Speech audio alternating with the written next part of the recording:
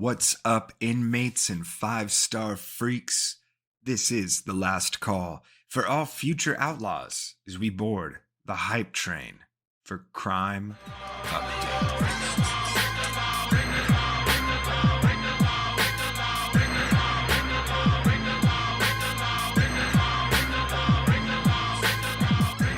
I'm your host.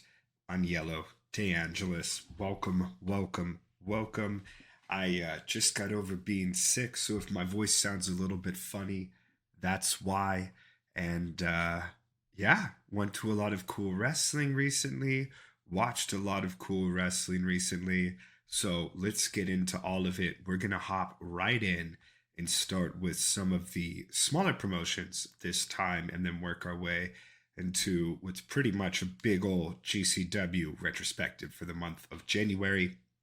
So let's chat Magnum Wrestling first. So Magnum Wrestling is based out of Omaha, Nebraska. Pretty good production quality overall. This show itself is not on Cage Match yet. I watched it on IWTV.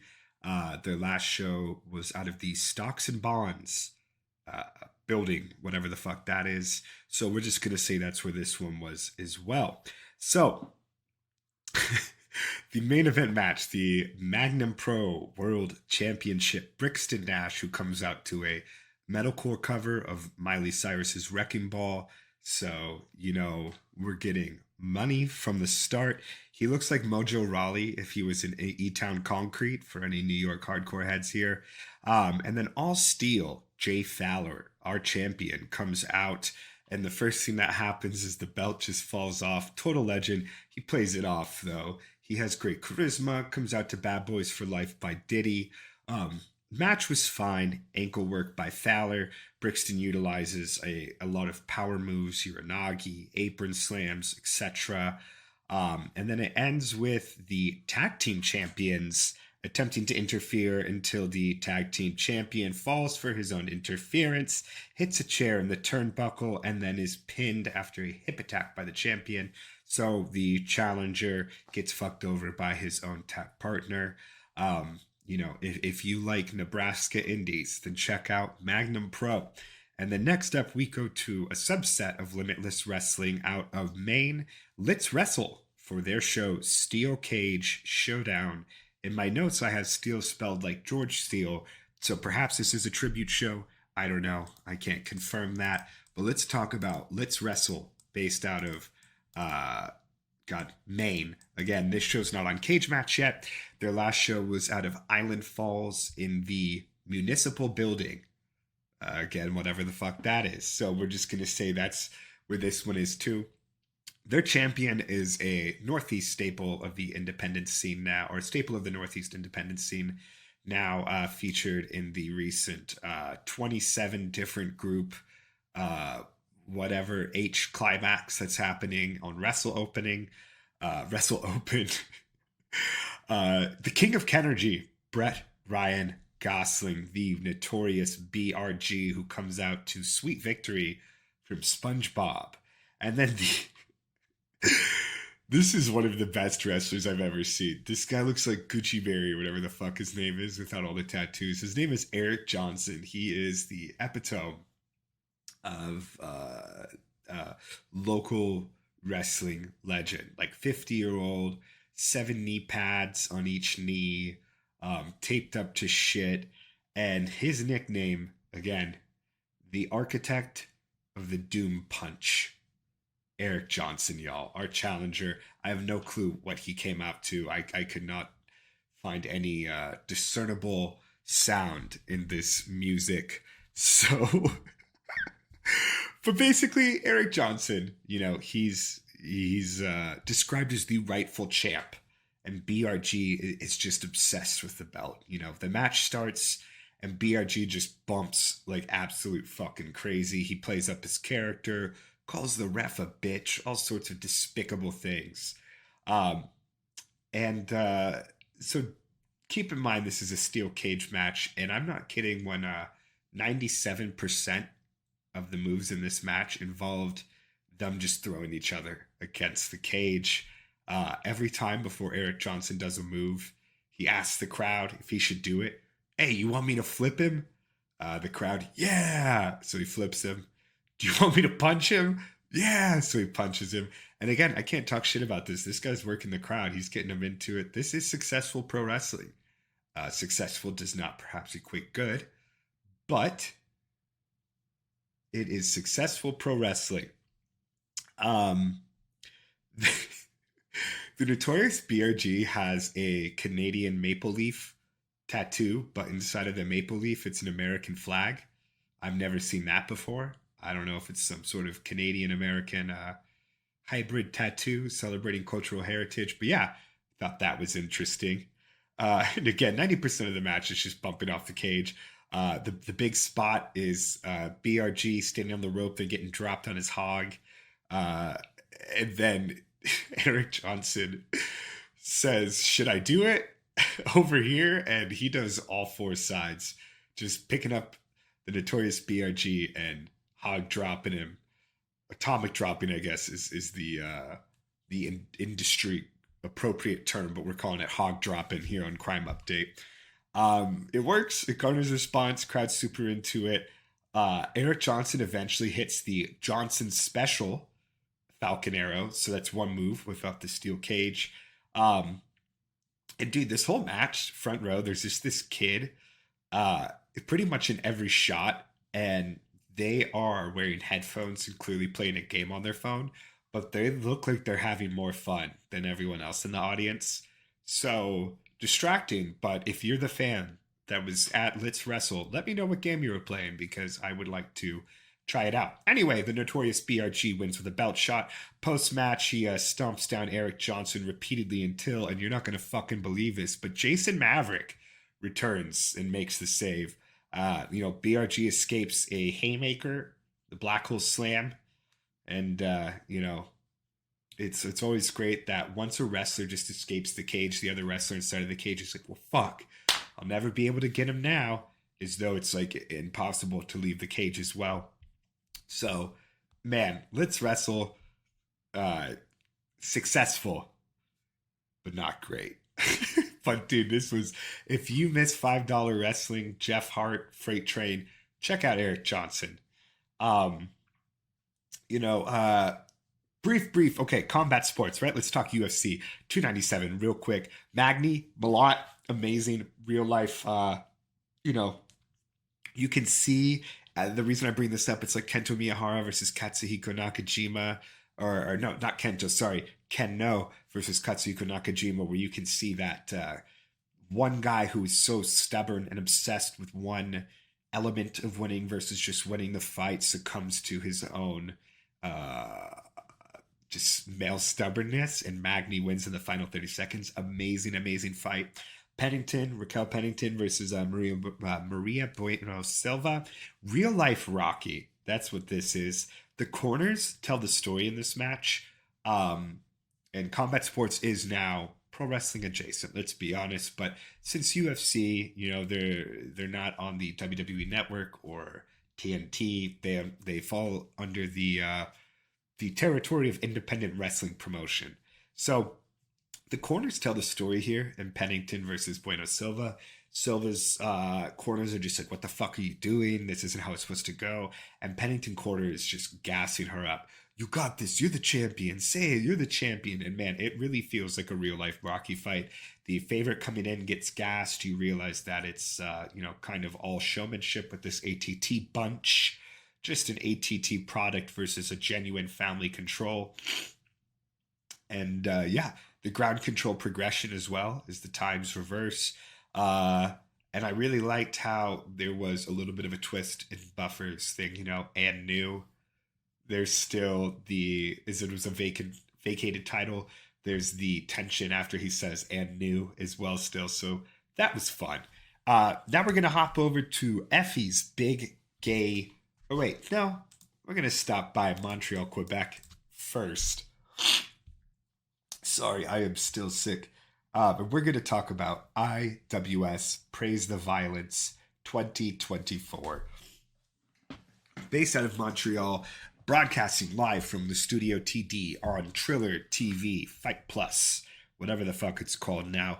IWS, yeah, Canadian based promotion, very GCW. Scramble matches, gimmick matches, tons of zany characters. You know, you've got your sexy Eddie, you've got your Lufisto, you've got your Matthew St. Jock, you've got your Matt Viviani, Green Phantom. So, you know, lots of hometown faves, lots of just, again, the GCW excess.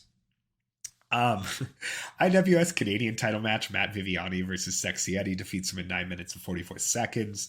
Viviani retains the title. His whole gimmick is he's taking down all of the pillars of IWS that made the promotion. For those unfamiliar with Sexy Eddie, he is introduced as 5 pounds of cock meat. Is that average? Asks one of the commentators. But again, it's the Prime Minister, Matt Viviani, versus the founding fathers of IWS. Viviani retains and continues his story here. Fine match. You know, Viviani didn't really stand out to me in this first defense seeing him. After that, we have Green Phantom, the Canadian hardcore legend, versus JT Producer. Street fight. Fine match. Nothing that stands out again when your main event is a 22-minute hardcore match. You know, the street fight that's 10 minutes, 4 matches before, it's going to get kind of lost. You have Lufisto versus Danny Leo, hard-hitting match. Lufisto, you know, is someone who I always enjoy watching. I think she is underrated. I would love to see her tour Japan or something, do a tag team with Nanai Takahashi. But she defeats Danny Leo, and afterwards she grabs the mic. She says, "Over the past 2 years, I haven't lost." It's more Irish than it is Canadian now. Let's see here. Over the past 2 years, I've only I can't fucking do it. Over the past 2 years, I've only lost, and I'm very humble when I say this, 2 matches. I've only lost 2 matches. So now it's my turn to go and fight for the IWS Women's title. So we've got Lufisto fighting for the IWS Women's title. Next, we have an IWS World Heavyweight title 4-way match with Benjamin Toll, James Stone, Carl Jepsen, and Ortman, who gets KO'd at the very beginning and is taken out of the match. Interesting. So we have a surprise 4th entrant. Rina Yamashita, the GCW Ultraviolet Champion. Huge Rina spot in the middle with all the dick suplexes and German suplexes for everyone, and a very fun finishing sequence with Rina going through a table off a Sidewinder suplex. Jensen then hits a massive splash and Toll hits a low blow, and what's unfortunately a pretty fucking ugly looking finisher. But outside of that, you know, this was a quick sprint 4-way 12 minutes. I give this one about 2 3/4. I think Rina was really the star here. Not sure what that says about IWS, but there you go. And then our main event, Joey Janela versus Matthew St. Jock. Janela defeats St. Jock in 22 minutes in a hardcore match. Big spots, thumbtacks, all sorts of plunder. Alabama slam through a table, and then it ends in a flash pin. The Minoru Fujita playbook of finishes and death matches. I'm not always a fan of these flash pins, especially when a match goes for so long. But hey, it happens sometimes. Overall, this was a fun show again, but if you are a avid GCW watcher, I'm not sure if this, you know, is any better than that necessarily. So you might be able to scratch the itch that you have, you know, with GCW for this type of wrestling. Next, we go over to Tacoma, Washington at Edison Square for Point Break. And it's main event time, and Girl Hebner, Aubrey Edwards, returns to SOS. They do the live commentary gimmick here, which I think is my least favorite thing, which is to say live commentary being the commentary is broadcasted on the speakers in the venues so the audience can hear as well. There's an established chant for Aubrey. This is like being on the outside of one big, very unfunny inside joke. The main event is Dante Smith versus Bambi Hall. Dante Smith comes out with like a goth Road Warriors gimmick. Candles on the shoulder pads. Honestly looks cool. That was about the only good part of this whole match. Bambi Hall is out next. Nothing too standout. Song sounds fairly generic. You know, it's Bambi's the powerhouse. Dante isn't imposing once the entrance is over. It's fucking crazy when the ref is the most experienced person in the ring. This is like being invited to a improv show at like a fucking Starbucks by your friend that you're not really a friend with but an acquaintance, and you decide to go for whatever reason, and then 2 minutes into it, you're like, why the fuck am I doing this? And then you remember, oh, it's because I do an independent pro wrestling podcast for Five Star Match Network and Cage Match. Shout out inmates and Five Star freaks. This fucking sucked. I won't lie. I always try to find a positive, but there are none here. But that said, I will keep checking out SOS, see if they can have a big break. Who knows? Maybe they'll have a match of the year next time, but I'm very confident that it will not be Dante Smith having it. And then finally, before we go into the quote unquote bigger promotions, action out of the Line Creek Brewing Bus Barn in Fayetteville, Georgia. Action Wrestling, great Southeast promotion, probably one of the better Southeast promotions. I really loved AC Max reign. You know, him versus Alex Shelley was a really special match either last year or the year before. God, I really can't remember. It all blends together. But from this one, I checked out the main event, an IWTV Independent Wrestling World Title match of Cruel defending against Adam Priest. Priest for is a heel. He's very his playbook is doing the whole I'm in a death match, but I'm not going to use glass gimmick. Oh, I got to fight Cruel, but I'm going to try to avoid hardcore stuff. Which is all to say a chicken shit heel. So Priest begins the match with a prayer about college football. He looks like he's wearing an Alabama jersey. I don't know much about college football. Perhaps Dylan could add an editor's note here and give a breakdown on the Georgia Alabama rivalry. But basically, he does a prayer in the middle of the ring, which I very rarely ever see a prayer. But the crowd hates it. It's actually very funny. I don't understand it, but I like it. It's like something like Oklahoma versus Alabama. I have no fucking clue. And then Cruel comes out. Dude, the kids love Cruel. It is insane. I did not expect kids to love Cruel so much. Cruel is for the children. The kids are jumping. Um, Immediately, Priest and Cruel, they battle to the outside. I love when matches go to the outside too, just so you can see the building exterior, because you're like, what? This is where they are? It's just very immersion breaking in a beautiful way. Uh, they like fight over to the other patio. It's like a pizza store. They're using the chairs. All I can think is like, man, this is how you never get booked here again. Not the wrestlers, just the promotion. I thought this was hilarious. Um, it ends with a big splash, false finish, only a 2 count for Priest, then a choke slam, scorched earth by Cruel, and Cruel retains his IWTV Independent Wrestling World title. And then now over to, let's call them the big three. ICW No Holds Barred, Volume 57, out of the H2O Wrestling Center in Williamstown, New Jersey. This is pretty much their new home outside of TWE. Um, it's no secret that ICW is hurting at this point. We've seen departures of longtime talents such as John Wayne Murdoch. We've seen, uh, other not in ring talents, but very prominent voices such as The Struggles leave for his ETU Expect the Unexpected promotion. Casey Kirk now in GCW. So I don't know what's going on here in ICW, but things are not going great. And this is another show that very clearly runs with the punches.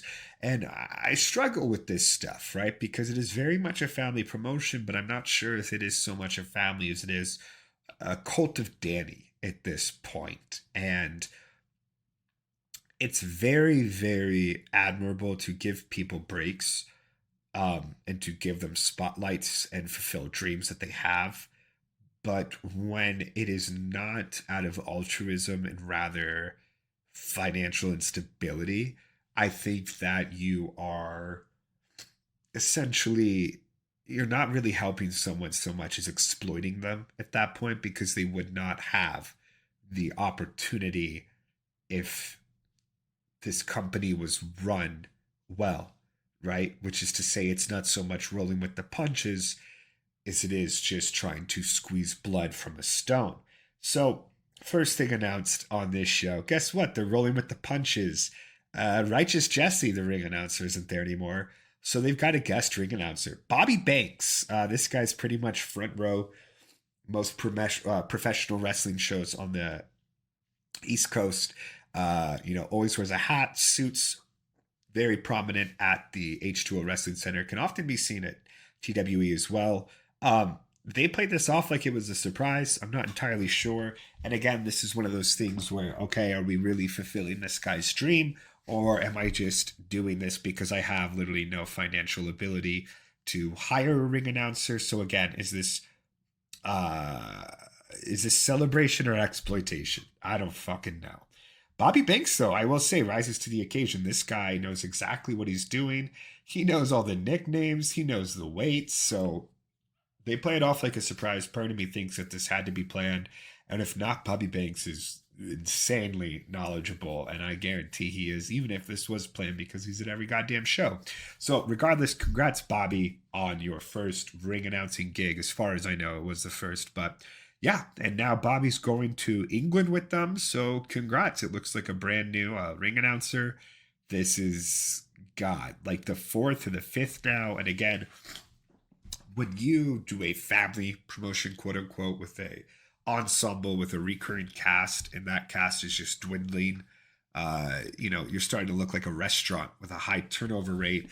And this is a wrestling promotion, not a PF Chang's at Westlake Center in Seattle.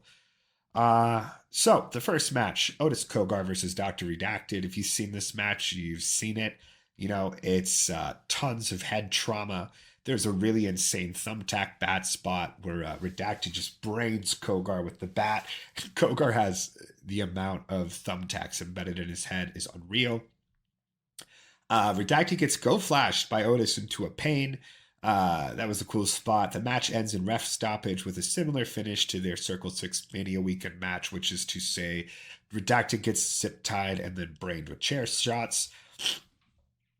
Next out, Jay Bougie comes out in the ring while Mittens is sweeping it up. And he chokes out Mittens. That's the angle. And then the guy who's supposed to face Jay Bougie is not available. So rolling with the punches, out comes Homicide. I got to imagine this is a big favor to Danny. This is a total squash that goes 10 minutes.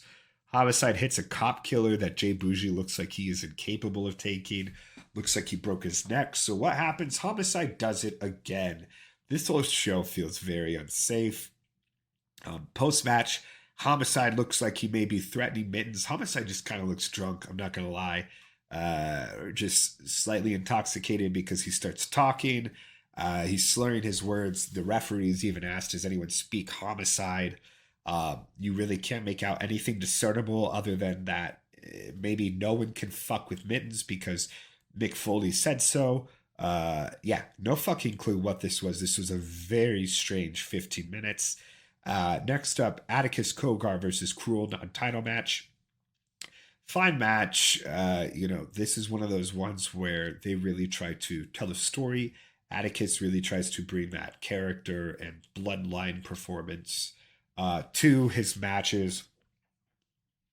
So the whole back half of the match is pretty much where all the action pops out. Atticus monologues, yelling at Cruel, you're just a regular fucking guy with demons like me. You're just a regular fucking guy. Which I thought is interesting to yell, I don't know, over and over. But he's stabbing him this entire time with skewers all over his body in places where you never want to see skewers put. It's hard because it was such a powerful visual that was kind of ruined by this, again, performative acting that feels more imitation than genuine performance. By the end, Cruel seriously looks like a fucking porcupine. Atticus pours gasoline all over himself and says that he wants to fucking burn. He'll burn himself to death with Cruel. Okay. And then Cruel hits his finisher.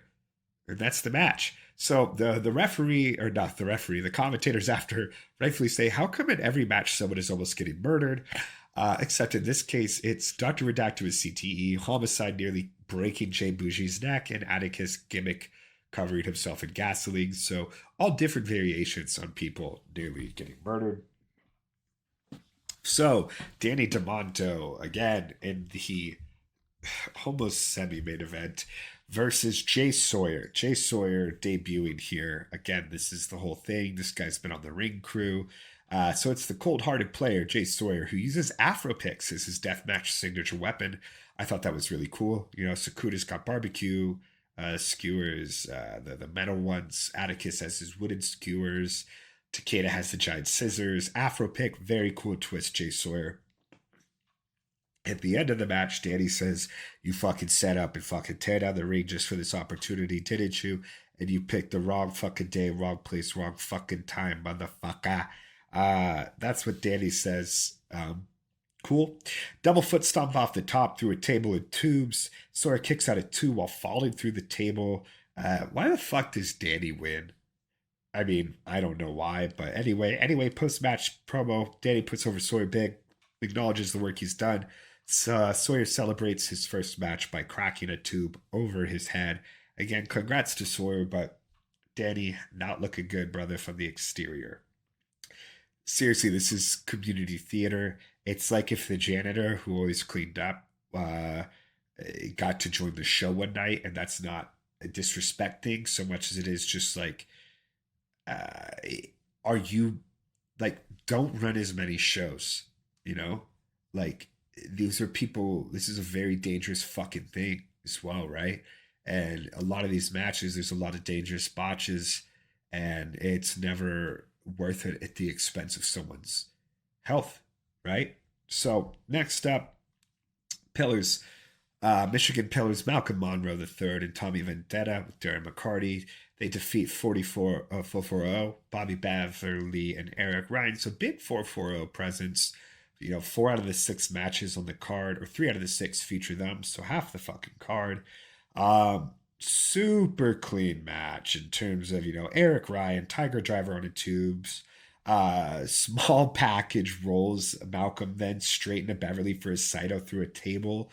Um, you know, just really, really clean stuff by 440. Bev and Ryan, very underrated. I wish they were able to do something with the rejects and GCW, but I don't really know what's going on there with 440 and GCW. But yeah, man, these guys are too good to be working just these promotions. Inventive double pin for the finish by the Pillars. And yeah, that takes us to MLW Super Fight 2024. This main event here, Satoshi Kojima defeating Alex Kane in 11 minutes for the MLW World Heavyweight title. You know, this was Kane's, my God, let's see here. My apologies for not having this ready. 1, 2, 3, 4, 5, 6, 7. This was his 8th defense of the title. You know, this was the shortest defense he had of the title as well. Which I always think it's a little bit strange when the last defense is the shortest. I don't know, especially when Kane goes 48 minutes against Fatu. This match had some inklings of good stuff, some real good suplexes by Kane, you know, but Kojima here, this is nothing to knock him, but the match feels like it was set up to never go past the second gear, really.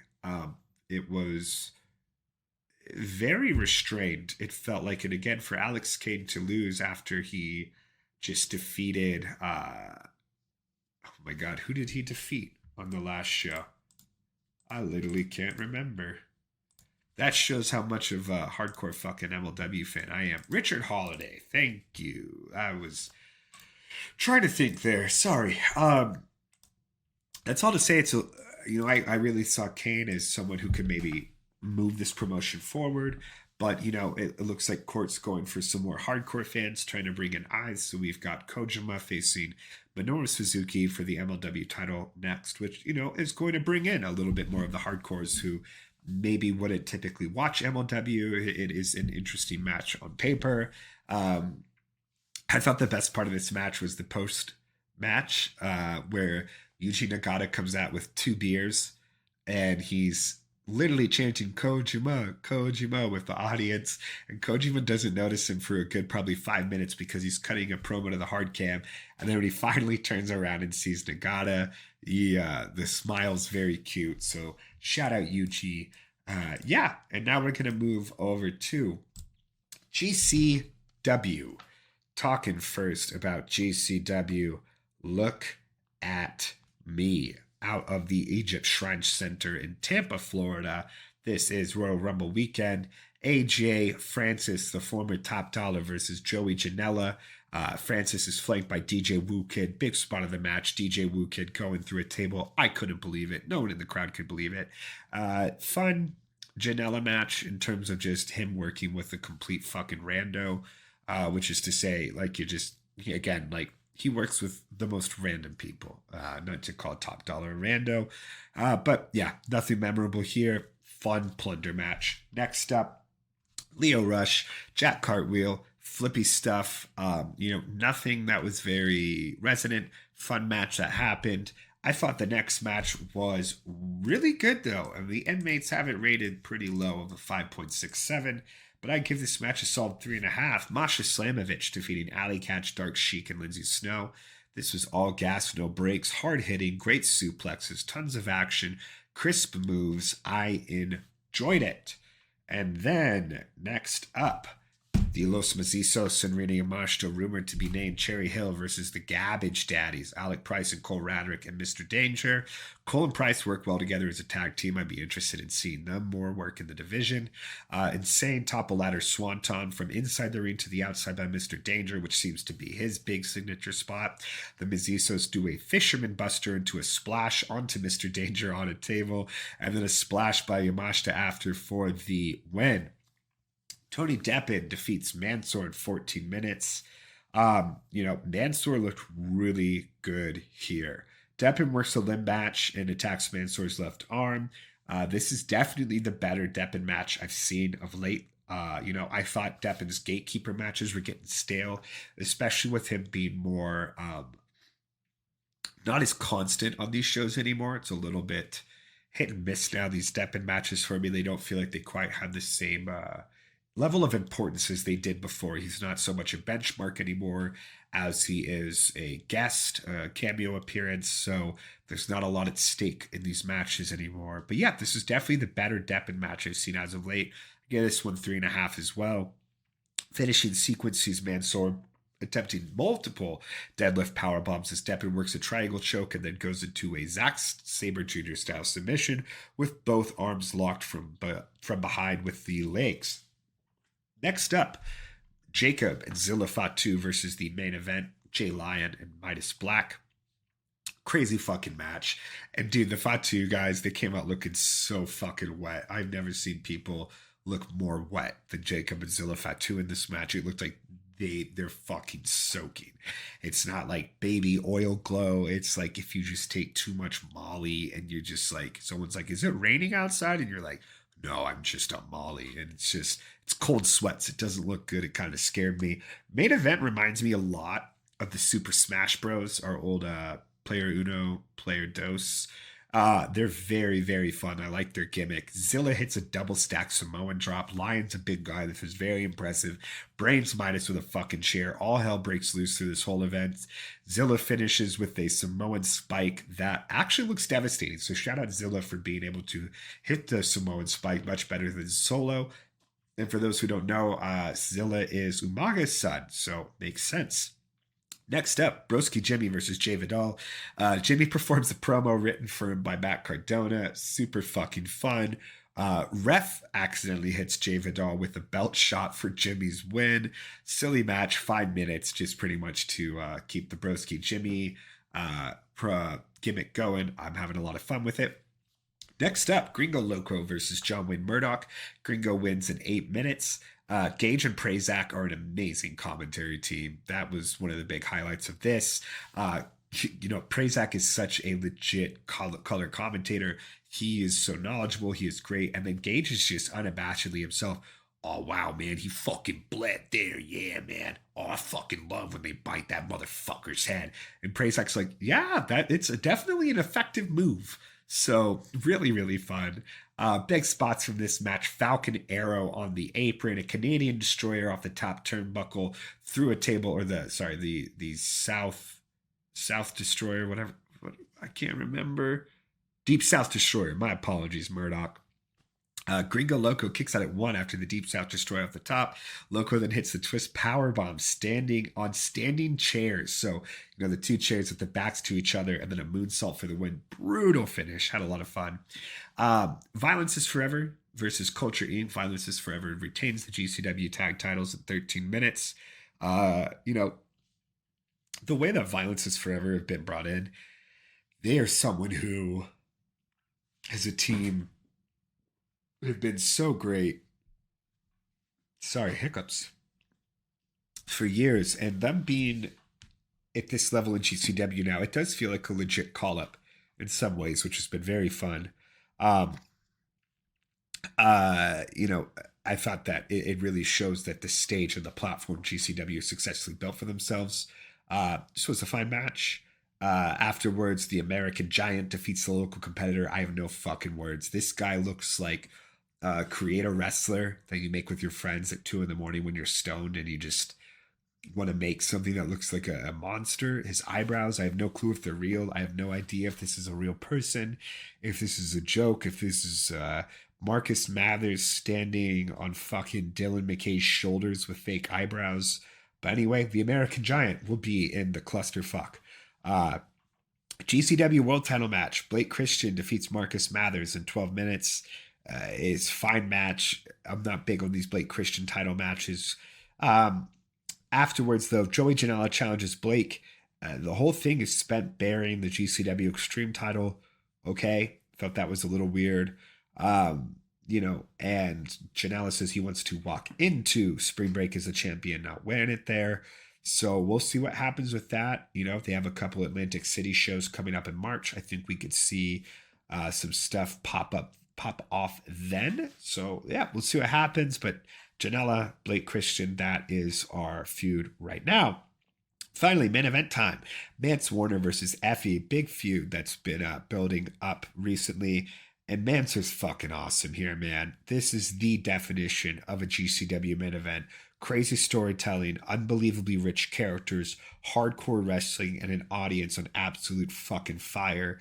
This had the energy of a Joey Janela versus Ricky Shane Page from a Run Ricky Run. I thought that this was just great wrestling throughout. Tons of high damage moves, just really brutal spots, sound wrestling, and the ending. Mance Warner beating down Effy, pouring gasoline on him. Then Dark Sheik runs out to try to be like, what are you doing? Mance Warner gains his composure for a second. I'm sorry. And then smashes Dark Sheik and pushes her down and covers her in gasoline as well. And then does the same to Alley Catch. 3 people stacked onto each other, covered in gasoline. Manders eventually runs out to make the save. But this was unbelievable. This was genuinely evil shit. This is a villain-making moment. It is babyface. There's a difference between babyface and a hero, and a heel and a villain, right? Someone like an MJF, I think, is a heel. Christian is a villain, Someone like a, let's see here. Someone like a John Cena is a babyface. Cody Rhodes is a hero, right? It's that level of playing the part versus becoming the part. And I think here, Vance Warner, you son of a bitch, you became a villain. Great match. I'd give this one a 4. Next up, we've got Effy's Big K Brunch. I'm going to shout out from this one, Reiko Gonzalez versus Jay Vidal. Definitely thought this was the workhorse match. Both Impact talents, and Jay Vidal is pretty much your Big K Brunch workhorse at this point. His matches are always a sight to see. Ever since I had the opportunity of dancing with Jay Vidal at Jimmy Lloyd's birthday last year in Vegas. Big fan. Big fan. Sawyer Wreck versus Lindsay Snow. Got the plates. If you're a hardcore fan, check that one out. And then the main event, MXM, Mansoor and Mason Madden, the former Extreme Models. What were they called? I don't even fucking remember. From WWE versus Bussy, Alley Catch and Effy. This is what you want out of a big gay brunch main event. Effy, uh, beautiful, explosive queer energy, and just somewhat fucking insane, like a Priscilla Kelly or an MXM or what have you. Oh, also shout out Billy Dixon and Maid Kira. That was a really funny one. You know, Billy Dixon headbutted Akira's wig off, all sorts of wild shit. Um, yeah, and then Sawyer Snow, you know, they did shots at the bar, gusset plates, sewing needles, tons of kisses, and then the main event. So MXM starts off with a 5 minute posing segment, and they keep this up for a while until Bussy breaks it up. But the crowd went forever. Chance of pose forever. This is wrestling. You still got it. You know, and then Billy Dixon on commentary here was phenomenal. Oh yeah, you know, you let the straights on our platform, and now they're gonna take 5 whole minutes. Very funny stuff. Alley Catch and Effie come out. You know, commentary says they had gasoline poured on them last night. Dixon goes, yes, they're trauma bonded sisters. Just fucking hilarious. Fake out hug spot gets called Queer Baiter Jones by Dixon. They have a walk off. This whole match is all gimmick, all comedy. Effie's definitely banged up from the night before, so they work with him really, really well. And Effie even shuts them out at the end. After the walk off, there's a beautiful Northern Lights suplex. And we even get a shout out. And this is what makes Big Gay Brunch so special. Hell of a Northern Lights suplex. Shout out to Alicia Fox. And at the end of the match, Bussy welcomes Mansoor and Mason Madden. Welcome to the Wild West. I think you'll fit in just fine. And that's awesome. You know, having this show in Tampa, again, with the Don't Say Gay bill in Florida, it's really cool to see this. So shout out Effie's Big Gay Brunch 8.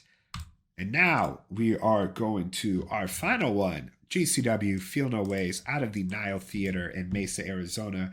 I was live for this one. Check me out, front row. I'm sitting next to my friend Lucia. You know, Carrie Morton shook his ass on her, that despicable son of a bitch. And I do want to shout out Raleigh here for making this show happen. Congrats to Raleigh. This has been a big bucket list thing for him. And the Nile, God, since I was in high school, has been a home for me. Seen shows there for 3 different decades now. If you want to count it like that, it's crazy to think that, you know, from God 2008 till now, 2009, I have no fucking clue. Just really cool to see how many things happen there, you know, from local promotions like Party Hard to touring promotions like Hood Slam and now GCW. It's just very special to have these promotions here. So Raleigh, congrats. I hope you feel very accomplished and very proud of yourself. Your hard work paid off. Not GCW sold out very quickly here. Packed audience. I hope he came across well on the feed. And GCW's coming back now in June, so let's fucking get it. And we're gonna start here. Masha Slamovich versus Starboy Charlie. I gave this 3 3/4. Really great hot starting match. Tons of false finishes that I bought into. Masha's amazing. Starboy's amazing. All around great fucking opener. Next up, Chris Bay and Man Like Doris versus Fuego del Sol and Sam Stackhouse. The 1-2 Sweet get the win in 14 minutes. Very fun match, building up to, you know, a big spot with Doris body slamming Sam Stackhouse. We get a really cool move of Fuego del Sol doing the old Tyler Black, you know, flip off the fans, big belly spot. They are a fun tag team. I'd like to see them keep working together. AEW Tag Team Division definitely heating up. Chris Bay, super, super over with this audience. Great seeing him live. Man Like Therese, definitely one of my new favorites. Very agile in the ring. Very fluid. Just big fan there. Afterwards, Bodie Young Prodigy versus Mance Warner ends in a no contest after Mance Warner choked Bodie Young Prodigy to death in front of me with a bull rope and cowbell. I fucked that up so bad.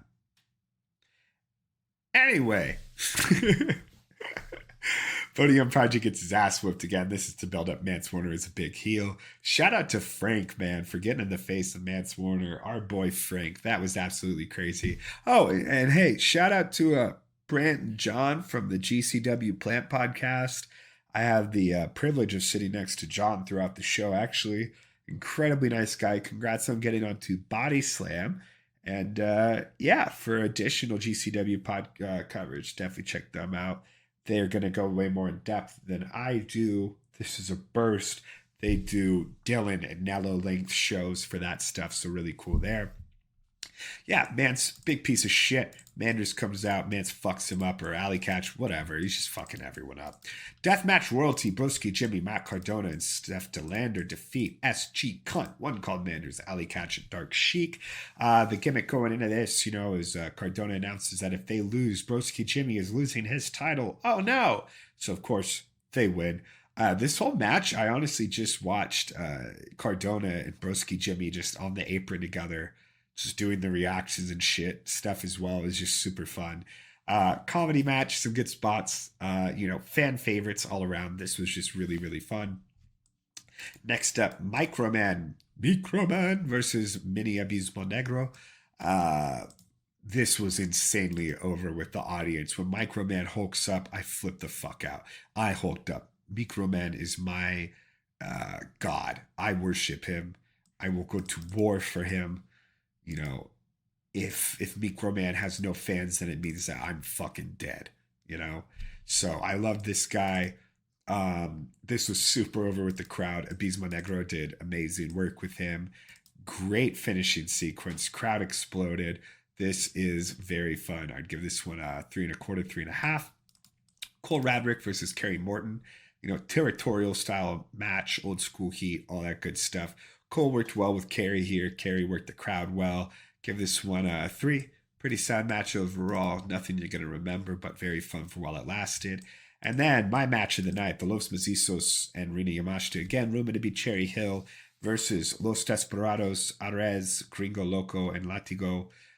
This was total lucha extrema fuckery. The match ends with Rina taking down the lights in the Nile, crashing through tables, debris flying, bloodshed, warfare everywhere. I loved seeing this live, man. I love seeing Los Mazizos live. I love seeing, this was my first time seeing Rina live, which was a bucket list thing for me. So very, very grateful to have had the privilege to see all of these amazing performers live. Arez, Gringo Loco, Latigo, all amazing performers. Everyone did fucking phenomenal here. This was an absolute blast. I'd give this one a 4. Then you had local Brittany Brooks. It's Brittany Bitch, the center of attention, versus Jamie Senegal from Impact Wrestling. Crowd's a little bit low energy. Definitely after the previous match, we're hitting about 2.5 hours here, but the competitors definitely got them back in by the end of the match. Brooks gets the win in 7 minutes. Her GCW debut, getting that big hometown win. Next up, GCW World Title match. Blake Christian defeats Jack Cartwheel in 18 minutes. Again, very hard to buy into the believability of a Jack Cartwheel win here. But I will say, this Blake Christian match was better than other ones I've seen. I thought Blake is finally becoming a better heel, starting to, I don't know, just that indescribable, just sort of the persona they don. And Blake seems to be going into it further and further. So we'll see what happens with that. But I give this one a 3.25. And then Richard Holiday versus Hammerstone in our main event. Holiday defeats Hammerstone in 20 minutes. Admittedly, I'm not a big Hammerstone guy. This guy moves around like a fucking jacked up Matt Hardy. Lots of big moves here, but way too slow for my liking. This is not, they don't work the match like it's a big man beef match. Lots of Charles Manson interference, like way too fucking much. We're talking like, trying to creep in on House of Torture territory too much. I'd give this one a 2. If not 1.75. Just way too slow, very predictable, nothing surprising, no big memorable spots. Hammerstone's super over, he's a hometown guy, but yeah, thought this was a pretty forgettable main event. I think you could have flipped this with the Lucha Extrema and had a much, much better send-off. Afterwards, though, Nick Gage comes out, makes the save for Hammerstone after Manson and Holiday, beat him down. Gage sends us off. MDK all fucking day. Shout out Nick fucking Gage. I love you.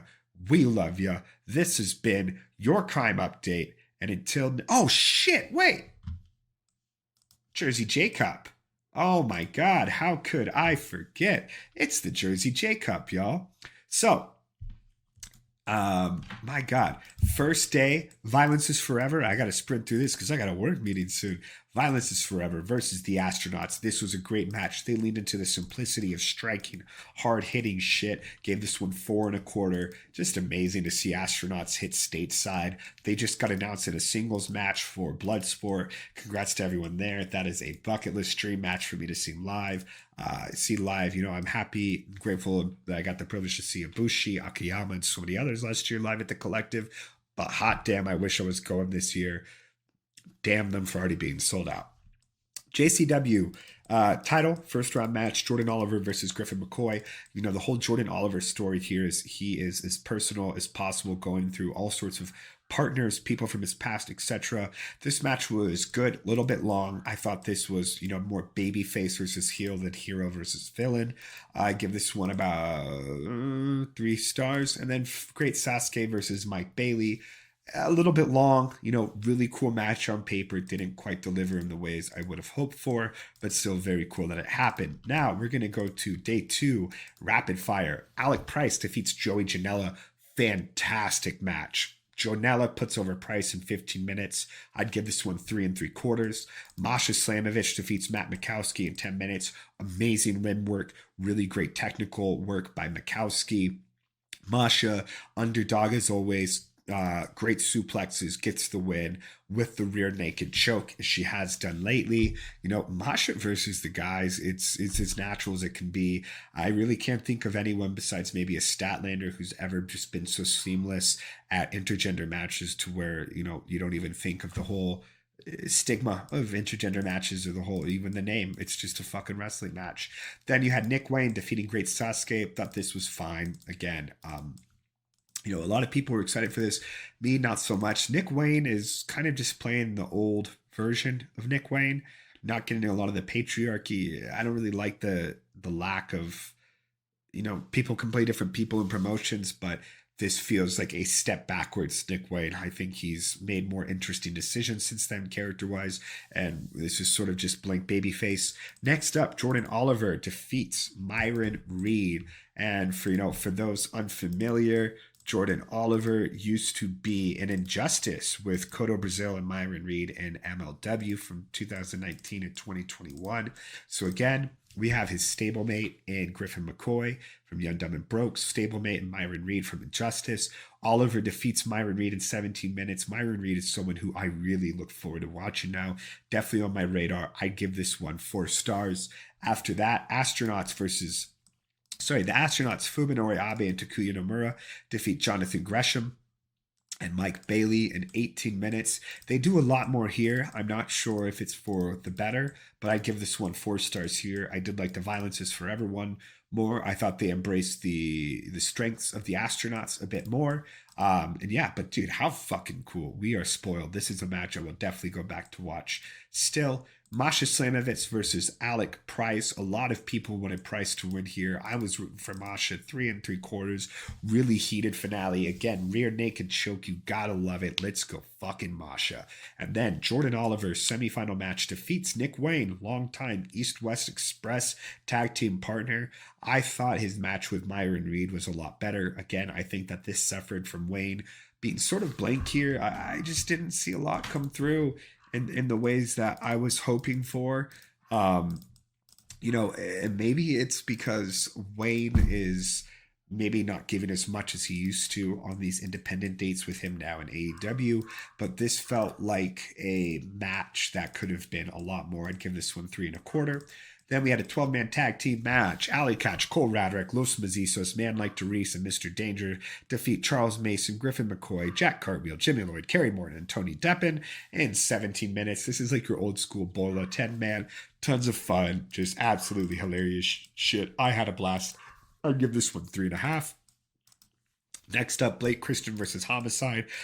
For the GCW World Title, Blake wins in 14 minutes. I thought this was super unnecessary. I'd give this 2 stars. You know, you're already on a long show. I think that you didn't need this. I would have rather given the 13 minutes to the main event, which was the Jersey J Cup 2024 final. Masha Slamovich defeats Jordan Oliver by referee's decision in 19 minutes. Masha becomes your Jersey J Cup 2024 champion and the new JCW champion after Jordan Oliver's 364-day, 29 successful title defense reign. Just an absolute great first reign. That's how you want to set it up. Reminds me of John Wayne Murdoch's American Deathmatch title. Holy shit, I didn't talk about Killdozer versus Hoodfoot. Well, that's our main event because it's Hoodfoot, of course. But yeah, Masha wins here. I give this 4.5 stars. This is one of my favorite matches of the year so far.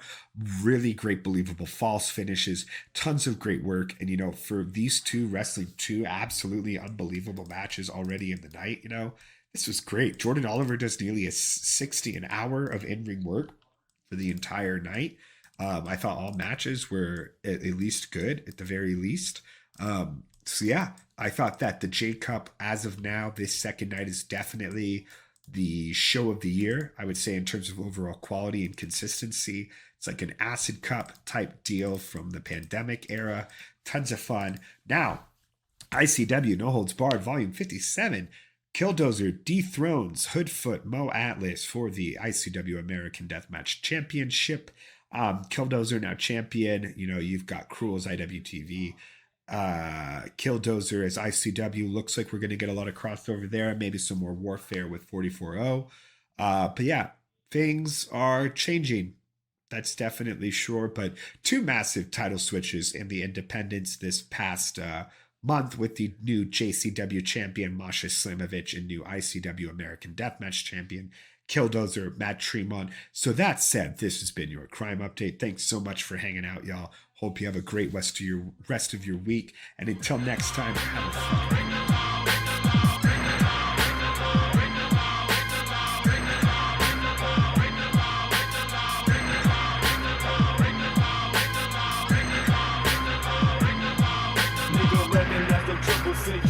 It's so fucking thick, we gotta lay it down, we gotta stay, we gotta break your bitch. Coming up, stays on my mind, so we gotta drop a buster, a player hate nigga or a crooked cop. Run up if you wanna.